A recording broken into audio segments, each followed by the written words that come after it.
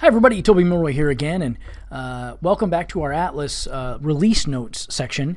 And today we're talking about release 12.1.1. There are a lot of new features and enhancements and stability releases in this release, so I wanted to kind of walk you through a few of the highlights. Let's go through a couple basic ones. Number one, first, when we're entering a lead, when you're entering a prospect into our engine, either by the phone sheet or by the prospect page. Let's go to the prospect page here real quick.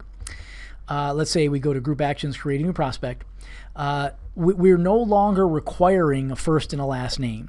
That was a legacy feature that we finally have built around. But the old requirement to have a first and a last name are now gone.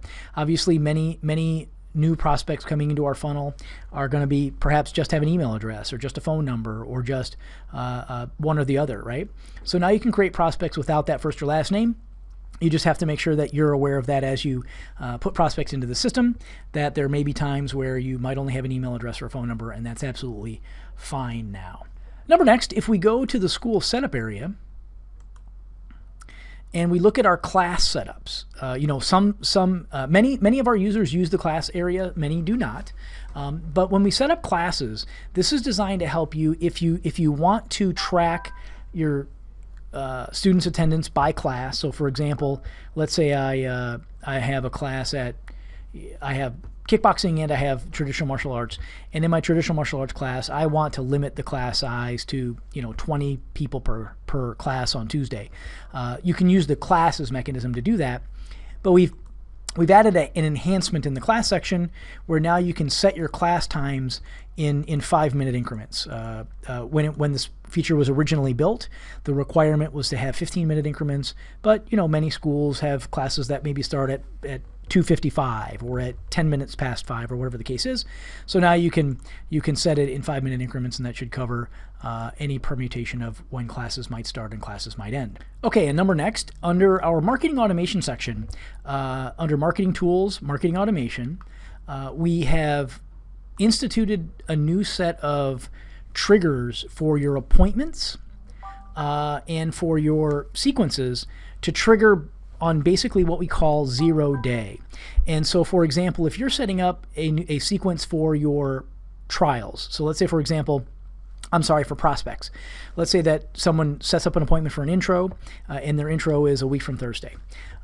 You can now, in Atlas, set up multiple steps, obviously for between now and that appointment, right?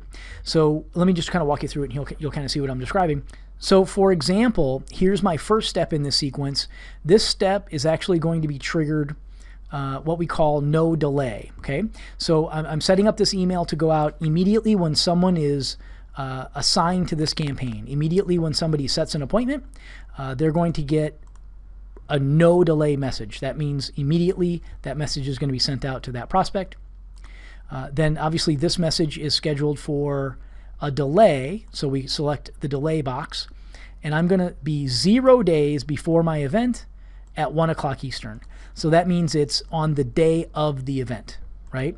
So when you select 0 for the days before, that means it's going to be on that day, on the day of the event. So that will be the day that they have their appointment. So that's a nice little enhancement to our marketing automation campaigns and a requested feature from some of our users that I know that is going to be very useful for you in getting your appointment show ratio higher.